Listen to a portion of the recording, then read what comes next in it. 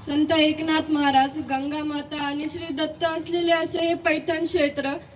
याच पैठणला आपण दुसरी काशी म्हणून ओळखतो. याच पवित्र स्थानावरून मी तुमच्या पुढे म्हणजे माझ्या वडिलांवर जो अन्याय झाला त्याविरुद्ध जो न्याय आहे त्या न्याय मागतेय.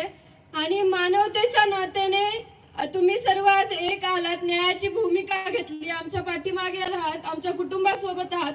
तसेच तुम्ही कायम आमच्या सोबत राहा. आणि मगाशी त्या काकांनी म्हणले की जे ही गुन्हेगारी वाढते, मला असं वाटतं की आपण स्वातंत्र्य असताना न्याय हा आपणच का मागायचा, आणि आपण स्वातंत्र्य असताना न्याय हा आपण का मागायचा.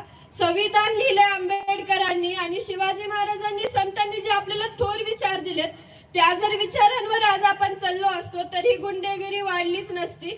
आज माझ्या वडिलांची हत्या झाली, त्याच्या अगोदर अनेकांचे बळी गेलेत.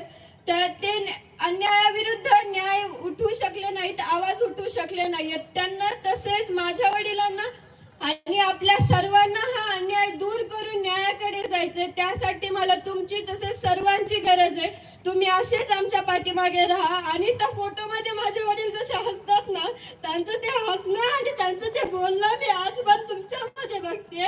आणि मला तुमच्या सर्वांची गरज आहे. आज माझ्या एकटाच्या माझ्या पाठीमागे नाहीये, तर आज लाखो जण माझ्या पाठीमागे आहेत. मला तुमची अशीच साथ हवी आहे. माझ्या वडिलांचं जे बलिदान आहे ते आपल्याला व्यर्थ नाही जाऊ द्यायचं. त्यासाठी न्याय मिळवायचा, त्यासाठी मला तुमची खूप गरज आहे. आणि तुम्ही असेच आमच्या पाठीमागे राहा.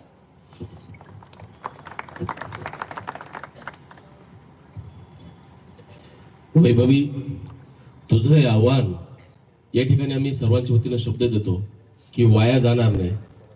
आरोपी जे कोणी